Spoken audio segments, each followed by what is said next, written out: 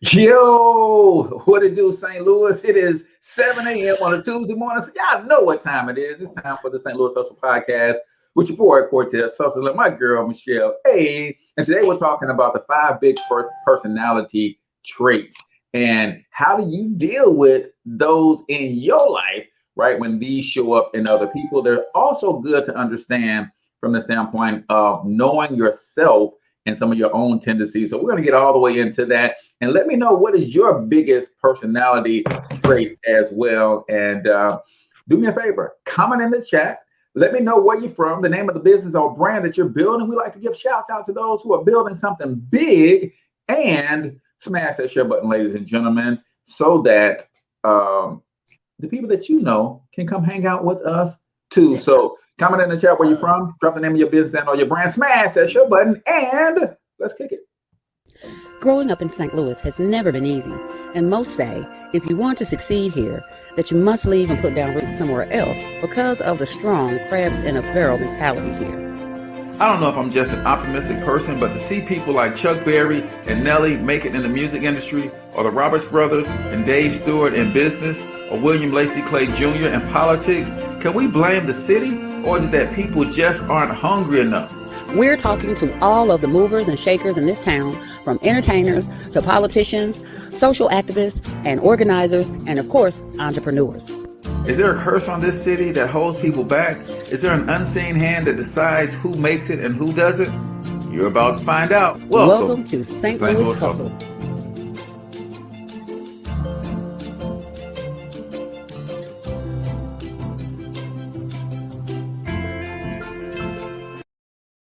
All right, Ultimate Hustlers, here we go. It's the St. Louis Hustle Podcast. My girl, Michelle A. Bobbing to the intro music. Love it, love it, love it. We is up and in this place this morning. Love it. Thank y'all for tuning in. Let's see. I'm who I am. Let's see. Pedra is in the building, and looks like she is just spamming like crazy. I don't even know what all of those words mean, but I do have a Dikembe Mutombo block finger. Not today, Pedro. Not in my house. So let us know in the chat who you are, the name of your business and or your brand. If you like a free business shout out, and no links. No links, please, people. You can say who you are, what you do, and we love to shout you out. But my goodness. We don't want your bio in our link. We don't want your bio in the comments. We do not. No. So today, sis, we're talking about the 5 big personality traits. Hopefully you can identify 1 or 2 in you, but also we're going to talk about how you can measure your compatibility against these personality traits, and maybe give you some tips on how to deal with them, because these people are in your life right now, and you might want to figure out how to deal with them in your life. But nevertheless, Chalet, how was your weekend, sis? Man, 2 words for you, man. Club Soulard. I'm telling you, the only thing missing is a cover charge. That's the only thing missing is a cover charge get in. And I'm sorry, I just absolutely love Soulard. I don't want to be the crazy lady that goes down to Soulard every weekend doing crazy lady stuff, but I love it. This time I came in, I got the jambalaya, which was so fire. It was so delicious. Got my Bloody Mary. Okay. Stop with the Bloody Mary right there. Goodness. My daughter says, I thought it was for just when you get hungover. No. Bloody Mary is a delicious drink. I've been on them lately. So I'm getting my fruits and my vegetables. There you go. There it is. So, but yeah, Soulard was great. We met more interesting people. Like, that is the thing to do. Like, if you really love people and you just want to get out and talk to folks, Soulard is the place it really is the place to be. It really is. We met this really interesting couple, and shame on me, I do not remember names well at all. But it's a really, really nice white couple that we met. And I specify white because they was white. There it is. And okay, so 2 interesting points I want to make super quick. I hate it when people say, like, if you're describing something and people are kind of afraid to say, oh, you know, the black girl over there. Well, if there are 5 girls standing across the room, and, you know, maybe all of them got on similar colors, maybe they all got on a barrage of pink, You know, so you can't say the girl over there in pink. I think it's okay to say, oh, well, the black girl. You're identifying who you're talking about, right? You're not, it's crazy. Anywho, it's a white couple that we met. We had this really interesting conversation about race and racism and such. And they were down here from, was it Pete? No, not Pete. They were down here from somewhere, Kansas City. And we were talking about race and such. And so they said they were so sweet, but they said that phrase, I know somebody black. Like, or it was like, oh, well, our daughter-in-law's black. Oh, okay. She's like black. She like, I said black. She's like authentic black. She's like from Liberia somewhere, out the country black. But it was cute because they were trying to, talk about all the black people they knew, and apparently they only knew 2. So, but me and my daughter made 4. So you're welcome. Nice white people. You now know 4 black people. Your daughter-in-law, the black gal you used to work with. Yeah, black gal. Black gal didn't have a name. Her name was Black Gal. Listen, and that's so weird. It's like there's only one in the whole company. You can't remember her name? Come on. Let's give her a name. Something with a qual in or shut. There's only one. Yeah. There's only one. How hard could it be? So Club Soulard was popping. It was a really great. I love having philosophical, interesting discussions with people about controversial topics, because it doesn't have to be a brawl. It doesn't have to be this big argument. They were really open. What I loved about them was that they were open and wanting to understand, right? Yeah. We talked about the whole, don't ignore my blackness, but it doesn't have to be the focal point of our conversation either. Right. We talked about when they had the George Floyd stuff and they were tearing down statues and they didn't understand. If somebody was a statue of somebody that was like the Confederate, whatever, or something, this person was, why tear it down? Still a part of history. That the gentleman was saying tearing it down doesn't negate the fact that it was still history. I said, but that's true. So the only way that I can make it relative to them or for them to relate and understand, I said, what if it was a statue of somebody that did something great, but you found out that they were like a rapist or like a murderer that just, or whatever. Yeah. And somebody in your family had undergone rape or something. You know what I'm saying? I said, would the statue still stand the same? Right. Seeing that statue would be a sore reminder, And so they were able to kind of understand and see a different perspective. And they shared some insight to how they felt about when they're in certain situations. It was just a great share. So again, Club Soulard, I just love going down there just because you have great people moments, and I try to record, they wouldn't let me. So I was like, and I think that dialogue is so important. And oh my God, just gotta remember that we're just different, and that's all it is. And there is a lot of times there is a clear maliciousness to people being racist, and then there's Absolutely. Ignorance of being racist. And those people can be educated. And, I love having those conversations with people who are willing to be open and have dialogue. We talk about growing and the fact that unless you have conversations with people who differ from you, you're not going to grow. I talk often about, I share the stage with E. Lance McCarthy. He's an internationally known economist and business development coach. And he was talking about how every week we go to the same clubs, to the same places. Now they might be at different addresses, but the environment is the same. Is the DJs in the back playing the same kind of music. The girls are dressed the same way. The guys are dressed the same way, kicking the same lines. It's the same, right? Everywhere you go. It is. And most of the time we pay to go and have a good time. And he said, if you're willing to put yourself out, get out of your comfort zone on the other side of town, there's an art gallery, there's a nonprofit gala where the food is free, the drinks are free, the conversation is different. You wouldn't believe the cars that these people are getting out of. You wouldn't believe the checks with all the zeros that they're writing to their favorite causes. It'll stretch your vision. And people have to understand how powerful that is to grow and continue to evolve as human beings. But you ain't gonna evolve. Hey, I was at the club, you was at the same club. No, I wasn't. Last night I was on Natural Bridge, and the night before I was on Goodfella. That's the same Oh, place where you with been? different streets. It's Where you the been? same place, right? Wait, So, nevertheless, nevertheless, tell us man, about the COVID numbers. The COVID you know numbers. what? Here's the thing. I've been thinking. I don't want to talk about COVID anymore. I said it. I don't want to talk about COVID anymore. We're gonna report on something different. You know what? We can report on who got the best fried chicken in St. Louis. We can report on did you see somebody's baby daddy get caught up with 2 baby mamas? We're gonna talk about a variety of other things, but we will not. I am tired of giving life to COVID. The COVID has lost its sting. It has. COVID, where's your sting? No, it's gone. It's that. So I think I just made, it was an executive decision. I made it just now. We're not gonna talk about that. So who got the best wins? No. But so next week we will. I'll have not entertainment per se, but we'll talk about what's going on in St. Louis. You know what events are coming up for the forthcoming weekend, and we'll talk about that. It's summertime. I'm retired. I ain't got no job. I ain't got. But be out there. So we'll be talking about some of those things, and so that is that. Okay, all right, I love it. So let us know if you guys want to, if you got events coming up events that you know about and you think we should share them, then let us know. Hit us up, drop them in the inbox, and we'll do our best to report each week.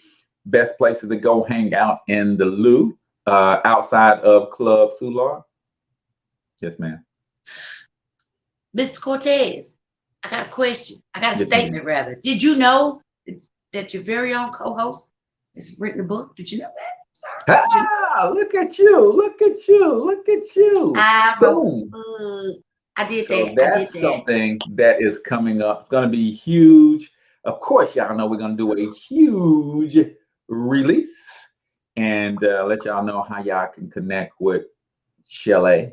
And basically, she's on a mission to help people, women in particular, love on themselves better and prioritize themselves as a self-love subscriber. Speaking of self-love subscribers and all the wonderfulness that you got going on, it is time for the A word of the day. The A word of the day. But it don't become official unless we hear from our brother from down under. So let's get into today's Michelle A word of the day. And now the Michelle A word of the day. Boom. Thanks, Aussie. Now we gave him a name. Now we got to find somebody that looked like that would be Aussie. Like put his picture up, like it's him for real. The picture don't have to go with the voice. We're just gonna make up something. We're gonna create our own person. So, all right. So today's A word of the day. I heard this last week. I was watching something on television, and this person said something that really stuck with me. It was I was watching America's Got Talent. And this was had a gal on there singing, you know, everybody got a story. And this gal had cancer, right? And so they were like, oh, are you, you know, in remission? She was like, no, I'm still fighting, but I'm her. And so she made this statement, and the statement was, I've decided that I'm not going to wait for things to get better for me to be happy. And I was like, it had so much punch to it. Somebody who is, you know, I don't know if you've ever known anyone directly that's gone through cancer or chemo and all that, because it takes a toll on your body. And for someone to say, I've decided I'm not going to wait to feel better to be happy. I'm not going to wait for things to seem better or to feel better. I'm making a decision to be happy. So if someone in that scenario can make that decision, so can you. Happiness is a choice. Anger is a choice. They're all emotions, right? And God gave us emotions for a reason. So yes, you're happy, you're sad, you're this, you're that. Staying in those emotions and longevity is a choice. So choosing to be happy is something that you can do every single morning when you wake up. You know, it's something that you can put on, you know, just simply like you put your clothes on. It's an attitude. It's a perspective. It's a way of life. So I'm here to tell you that if you have things that are going on in your life and you're like, man, this sucks, that sucks, make a decision, get up intentionally and make a decision to be happy each day. Like, I am determined I'm going to be happy. Super duper quick. I met a young lady. I be meeting people. I'm telling you, I'll be out here. I went to an event Friday for an up and coming St. Louis rapper. I wish I remember his name, but I don't. We gotta give me some ginkgo. I don't even know his name. I don't. Right, he's so up and coming. I don't know his name. We gotta give me some ginkgo. But anywho, I went to this event at the Pepper Lounge. I remember the name of the place we was at. Went to this event and I met this really, really interesting lady. And she's, going through life. And she said, I made a decision today. I told God I'm going to be happy. Today's going to be a good day. She set that as her perspective.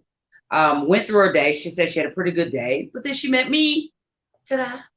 And, some spiritual, me, I be carrying that spiritual thing, and some spiritual things took place. But at the end of our conversation, she said, I told God I want to have a good day.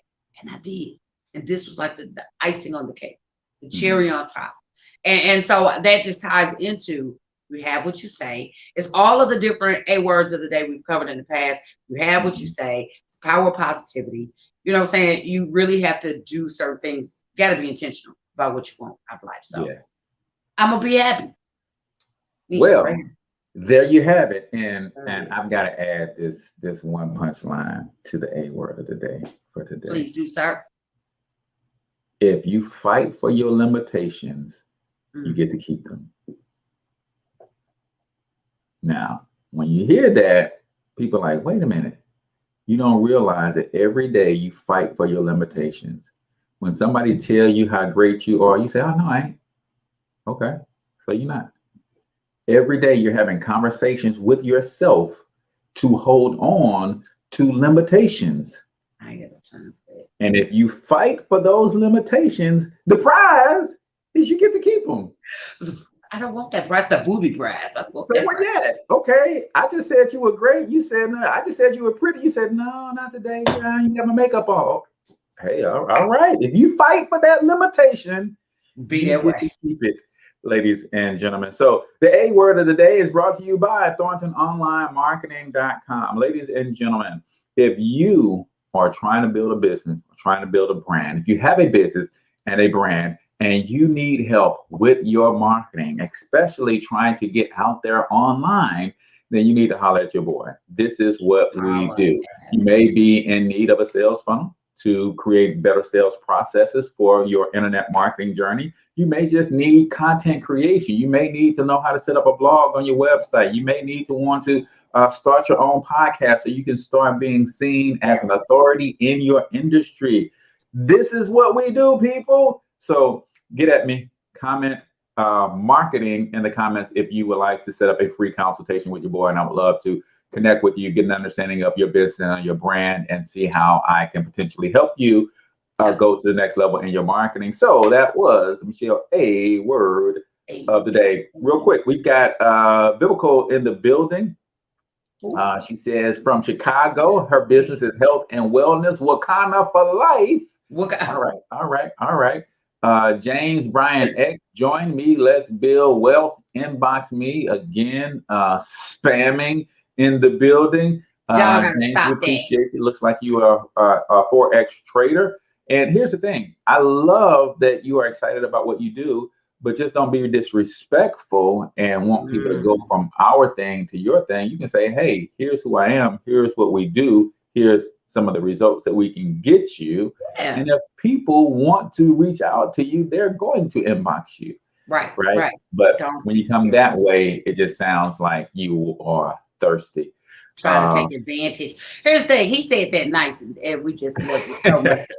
Brother, we love you so much. What he's trying to say is quit hopping on our comment timeline with your foolishness. Now, he said at the beginning, if you tuned in, he said don't put no links in the thing. Now, if you came late to the party, we understand. Right. We still let you in for free. But quit dropping links, people. It's rude. Don't be rude. The old quote is, would say, hustle on your own blog, brother. You hear me? Get your own corner. This is our corner.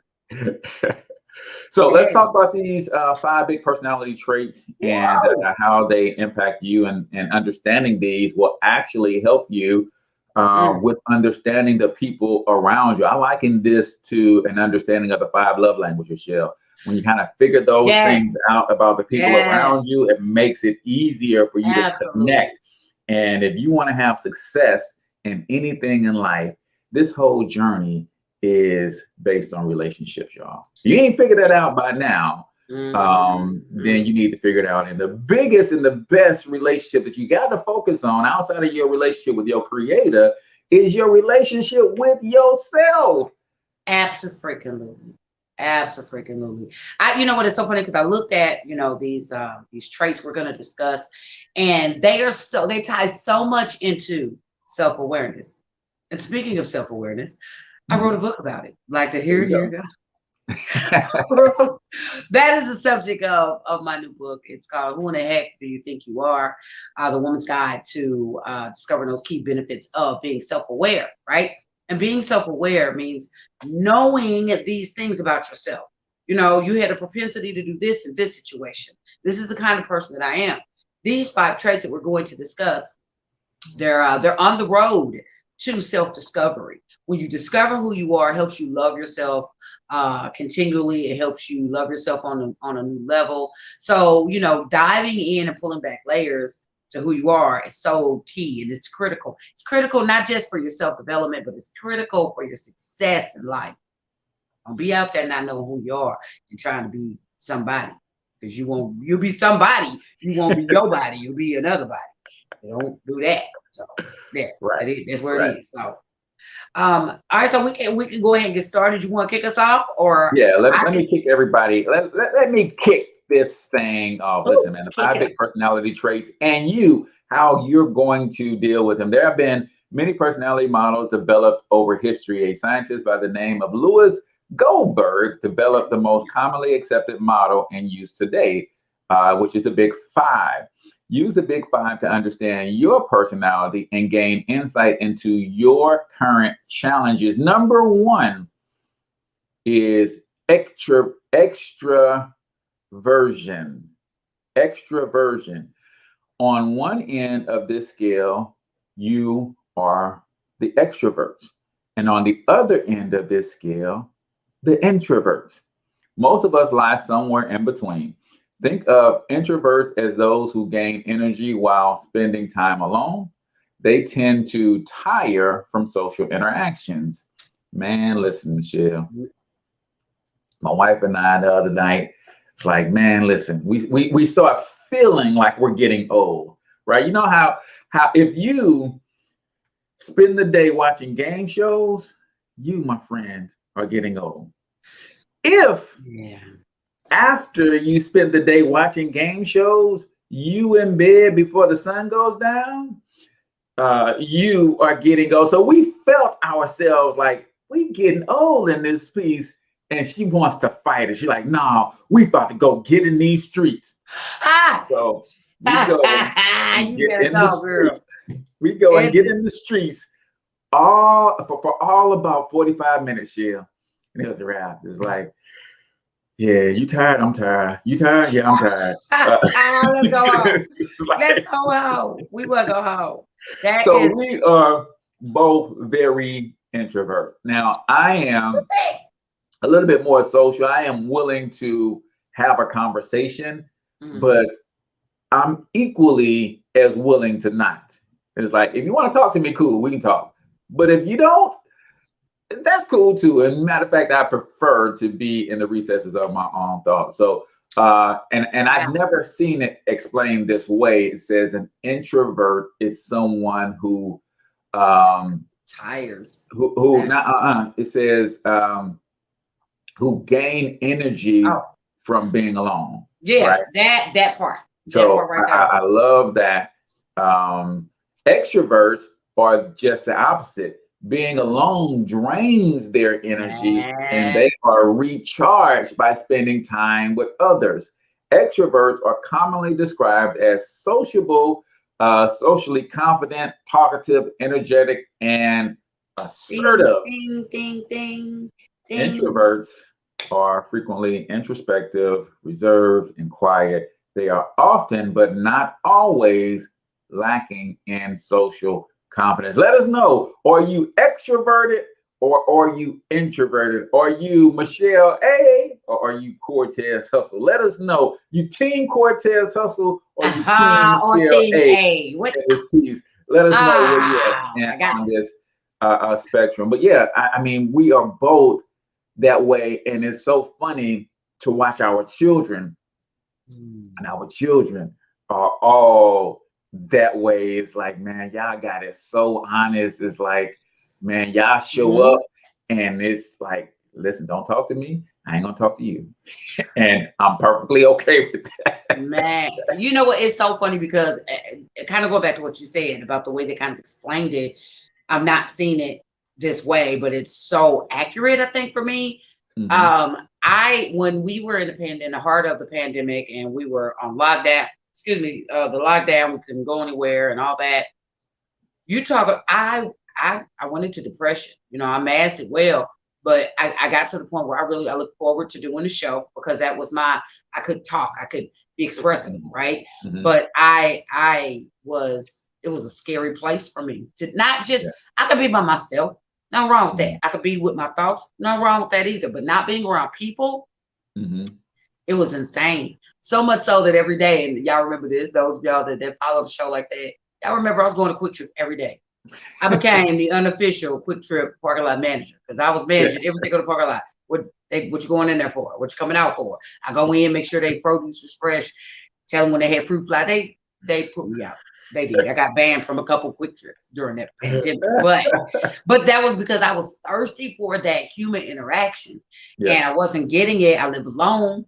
I was single at the time, you know what I'm saying, and I was just like, it was maddening. So I gain energy when I'm in social situations. I gain energy from being around people. It's like I power up. It's like a video game in this piece. So that was very accurate. Because it is so opposite for me. The bigger the crowd, the more draining it is. And I'm like, man, listen, I gotta get out of here. I gotta get out of here. Man. And because of my business journey, I've learned to be okay in those settings. I do conferences and I host conferences. I attend conferences for my own personal growth. So matter of fact, I'll be in Atlanta on my birthday at a conference, learning and growing and that kind of stuff. But it's like, man, I would really, really like to just be by myself and just be thinking. And so your birthday coming up, ain't it? It is coming up. It is coming up. Your birthday is a couple of days. June 25th. That is right. Yeah, I was going to say that. June 25th. I was just. You didn't forget. Of course I did. June 25th. We all know your birthday. That's right. So let us know in the comments. Are you introverted or are you extroverted?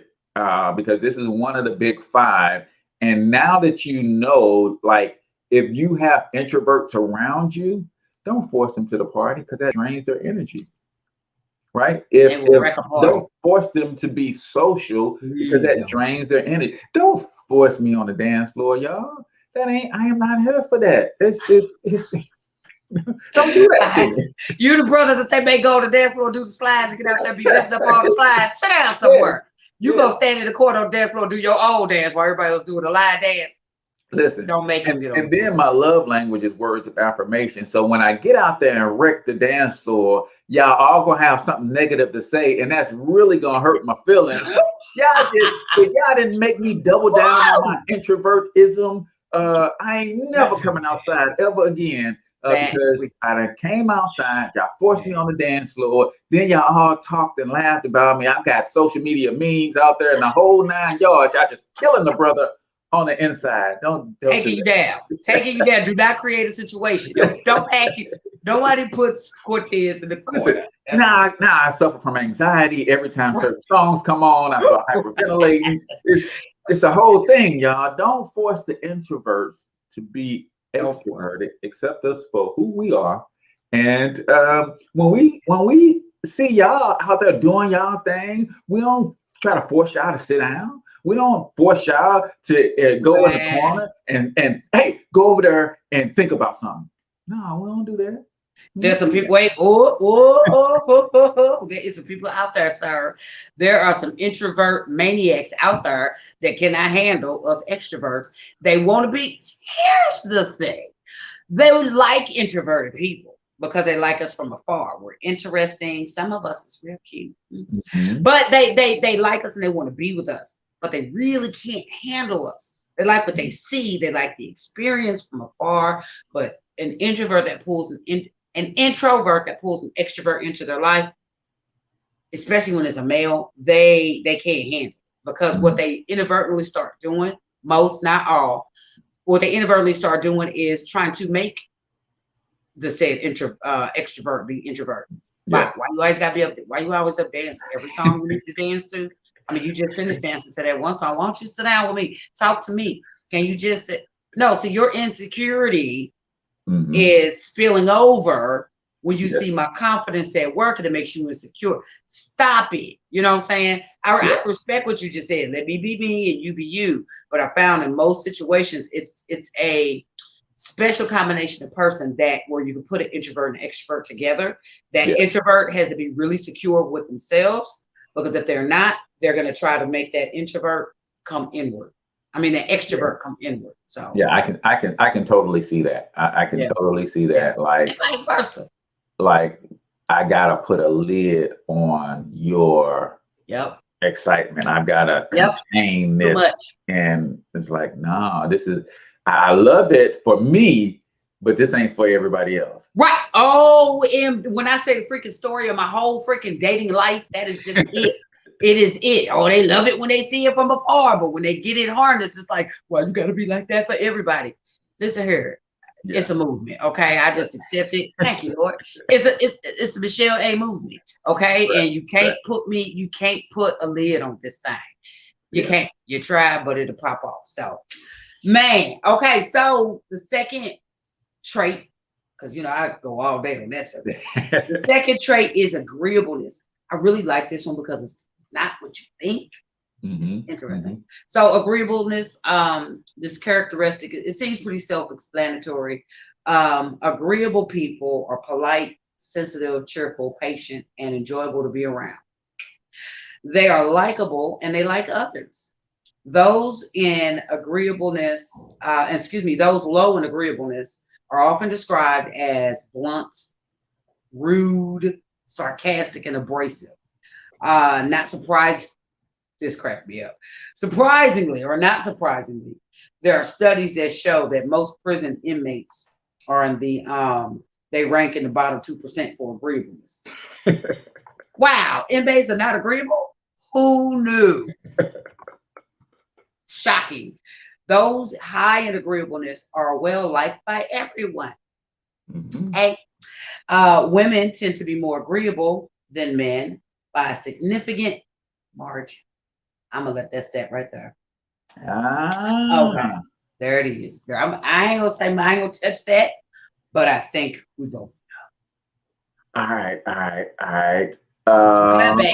You clap back. Let's see. Women tend to be more agreeable than men by. You know what? It's a study. You can't argue with the study. It's a study. Somebody cracked a book about it.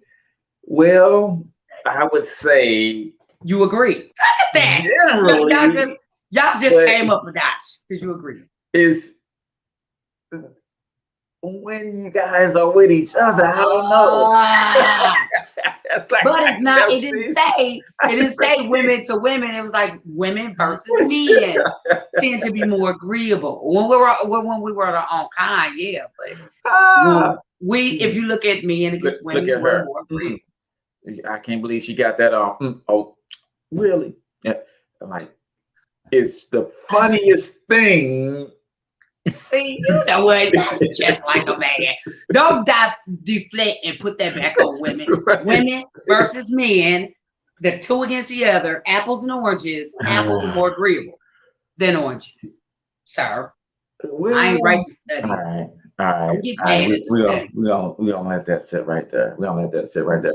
But this is also a gift and a curse, because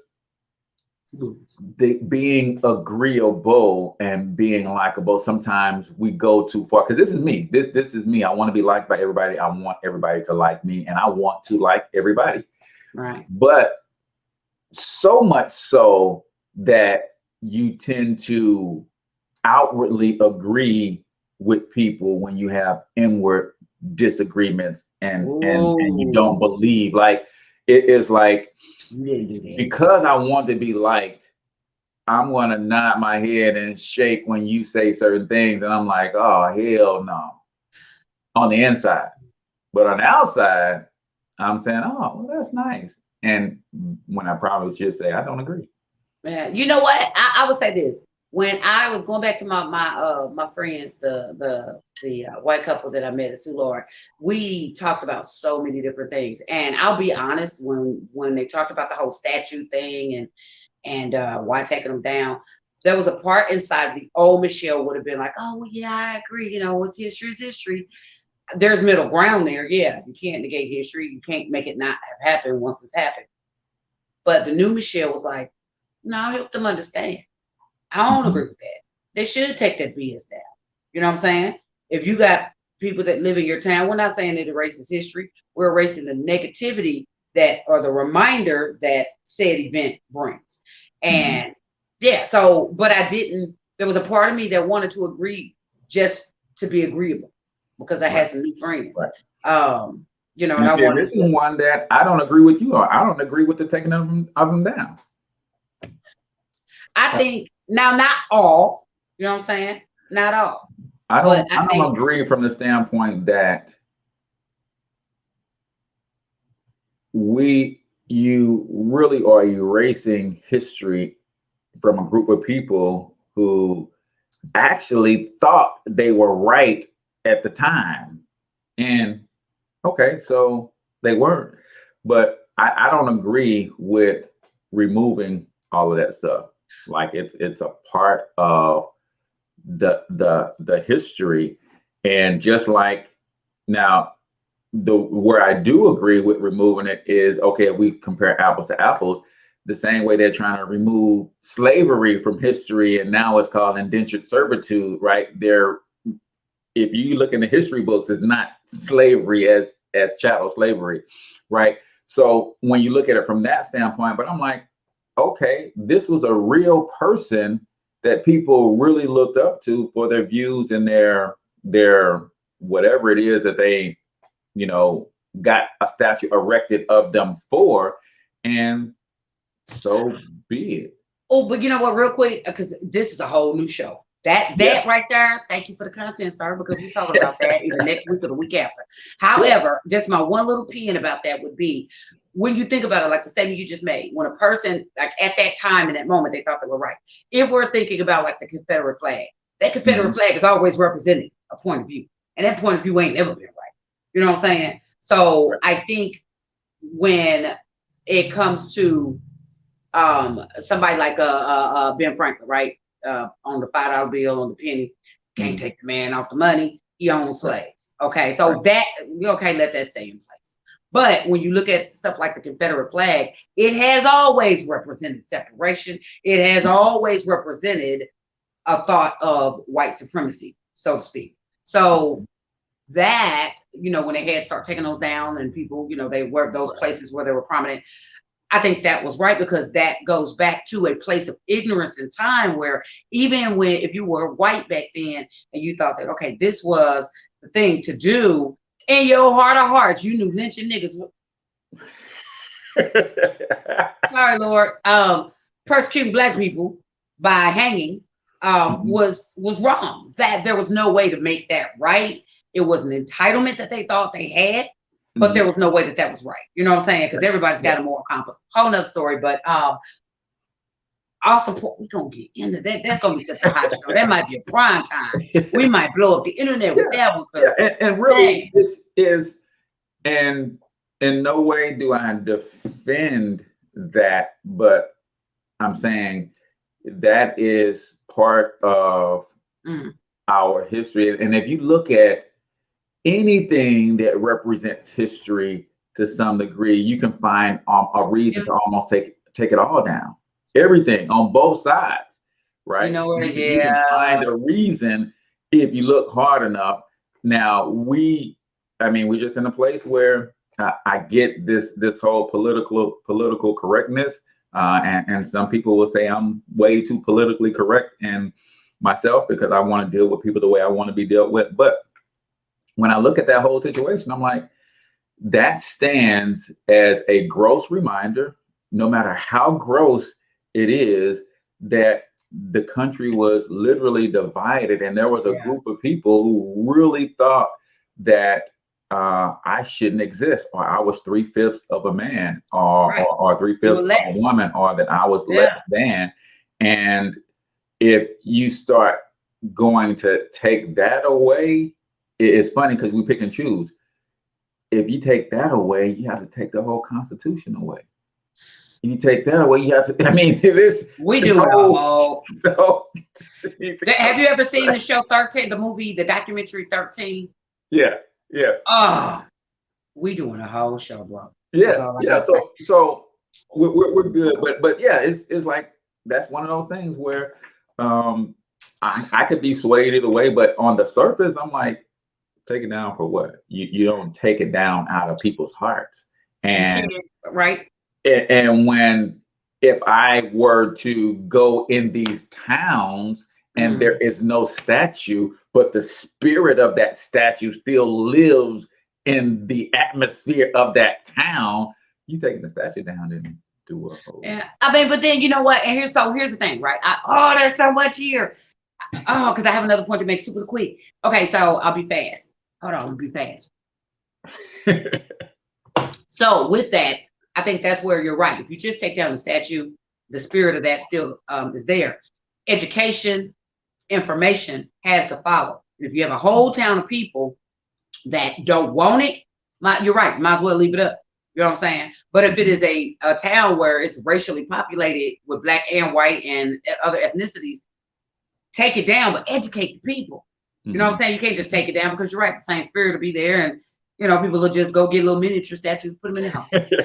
And then I'm probably gonna get drugged online for saying this. I love Martin Luther King. I love him. However, I don't know the man's life because I didn't know him personally, right? And so this is not meant to be disrespected because black people love Martin Luther King like he was Black Jesus. Okay, we love him. But there was rumors that he was of infidelity. There was rumors that he had outside kids. There was rumors that, all kinds of things were going on. So from the perspective of what you just said, we have those, or what we were discussing, we have statues and everything about Martin Luther King, and what if some of those things that happened with him were true? What if he wasn't a faithful husband? What if he did make some undercover deals with some people and some stuff just backfired? You know what I'm saying? I think his intent and his heart was always right, but what if he zigged when he should have zagged? Right. Do we take down his statue? Yeah. And black folks everywhere. We'll be marching again. We'll be marching. But yeah, so if you black statues matter. Nah. But that's just come on, that's a whole already we ain't got but that one, and now you're trying to take it down. Right. That's our most famous black statue. Okay, number 3. Number 3 is openness. This isn't the willingness to share your deepest, darkest secrets. Openness in this context is a measure of how open you are to new experiences. Yes. People high in this trait are interested in new ideas and perspectives. They also tend to value art and music. This trait is closely linked to intelligence. And it kind of goes back to what I talked about with what Dr. Elance McCarthy was saying, right? Are you open to getting out of your comfort zone? Are you open to going to Club Soulard and having a conversation with people who are diametrically opposed to some of the things that you believe, right? And so many of us will not have a conversation, right? If I just mention the name Trump, right? Look, see, you just mention the name Trump. You're not Right. even willing to have a dialogue. Mm-mm. And I'm not huge on politics, Yeah. but I bet you if I had a conversation with some people, some historians, and the things that took place in the White House, I'm willing to bet you there are some things that Trump did that benefits me, whether I know them or not.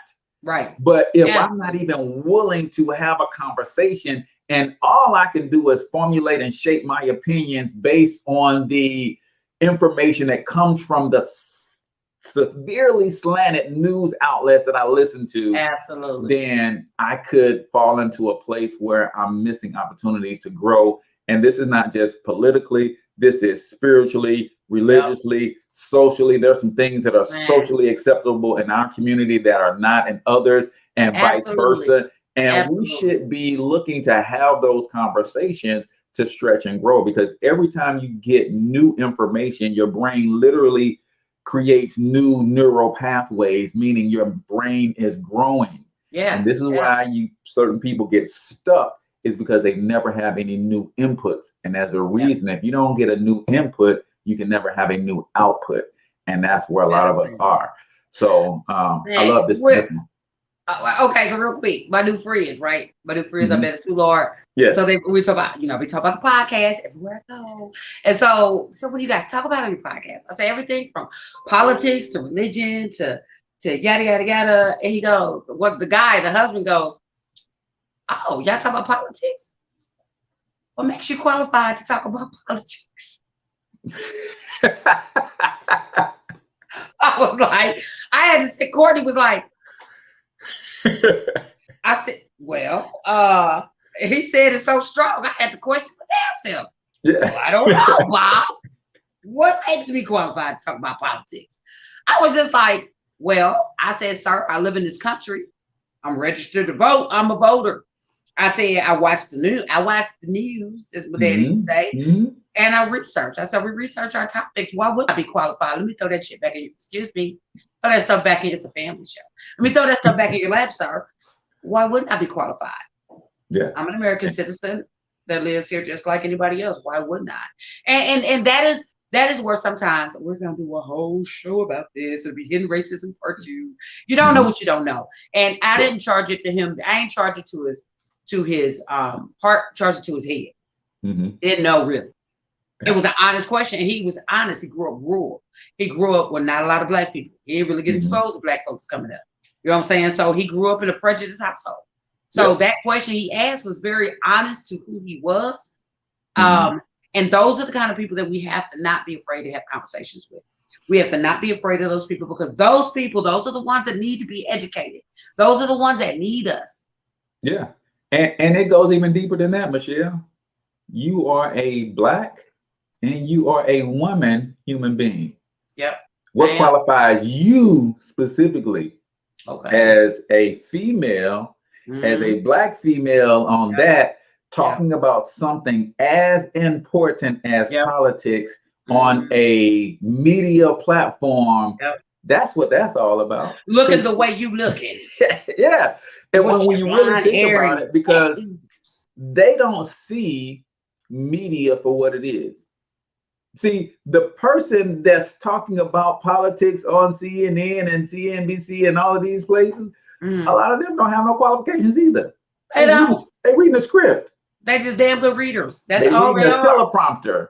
Is what they're doing. And somebody is feeding them those thoughts to give to you because of a specific agenda behind the network that these people are on. So when you say talk about different things, he sees indoctrinate about different things. Right. And he's like, no, we're just sharing our opinions on a platform that we created ourselves. So here's my thing. Would you ask Oprah Winfrey or Gail, would they be qualified? No. You would not. Okay. And you don't know what Gail rocking up under them wigs. Gail can have blonde hair too. I think he would, because I think it's also the female thing. Yeah. White, if you're a white man in this country, you are king. Period. right? So you can imagine how they felt when I said I was retired, and he was like, he'd been working on his job for 40 some odd years, and he still got 3 more years to go. Yeah. You can imagine the look I got when I said I'm retired. You retired from where? Where? Oh, from corporate America. This is what I did. Well, I got some time to go. Oh, do you? Yeah. Oh. Yeah. Because Okay. again, everything in him has to uphold the system as it is. And the system says you get a job and you work until you get to retirement age, period. The system says if you're not a business owner, then you work for somebody else until you die. The system says there's only one way to earn an income in this country, and that is through a job working for somebody else. So even subconsciously, everything in the average white man is designed to uphold the system. The question about you being qualified wasn't about whether you could research or not. It's about you being a Black woman talking politics. Absolutely. Right? The system says you're not supposed to be educated in that. Can't do that. So you can't do that. Right? Right. You being retired, the system says no. A Black woman is supposed to work until she's 80-something years old and kill over on a job. That's what the system. And subconsciously, everything in him that comes out of him is in upholding that system. Yeah. And I'm surprised he didn't break out in hives, Michelle. Because what you were saying is he's allergic to that which you were saying, which is crazy. But we got a few minutes and we got to get these last few in. So we're on number 4. Number 4 is conscientiousness. This is me. If you're high in conscientiousness, you value order, achievement, self-discipline, and you like to take care of business all day long and twice on Sunday. You are not particularly interested in new experiences or novel stimulation. You're neat, organized, and like to work from a schedule, me all day. This trait is strongly correlated with success. If you know someone that doesn't seem all that smart or talented, but they're still successful, they are most likely high in conscientiousness. That's a diss. That's a diss. They don't seem all that smart or talented, but they still successful. You must be conscientious. Yeah. Right. If you know somebody that doesn't seem all that smart or talented, they must be conscientious. Yeah. They ain't that damn dumb, but they still successful. Yeah. Okay. And again, that goes back to the system, which says, like, if I pull out this book right here, this is Napoleon Hill. You see how thick it is, right? Yes. Laws of Success. There's some principles in this book that you won't find in school, that you won't find in society. And believe it or not, some of these principles can just be ingrained beliefs because of how somebody was raised, and they just live by these principles. And it seems like that is not the sharpest knife in the drawer, but they're still winning because the surface information that society says you need to know, they may not know that. They may not have the best grammar or the best diction. They may not have the best talent, but they know how to work hard. They know how to build relationships. See, these are all the little things that creates wins that most people don't. They're driven, right? You think about somebody. I always go basketball with my analogies. Anthony Bonner from St. Louis, played professional basketball for 17 years. Wow. And he was a guy whose talent was not supposed to even have him make it in the NBA. Right. He played, I think, 14 years in the NBA and then a couple more years, or 17 years as a professional basketball. Why? Because he has some of the other things that society can't teach you, that society don't see. But he was driven, he was hardworking, he was passionate, some of these other success principles. And you will look at him talent-wise, his stature, and you be like, no way he's an NBA basketball player. Right. Right. but 14 years in the league, right? Mhm. So that's somebody who is high in conscientiousness. It's like, Yep. yeah, you like I put a post up today that said, imagine being Oprah Winfrey and they fired you from TV, said you can't cut it. You're not made for TV.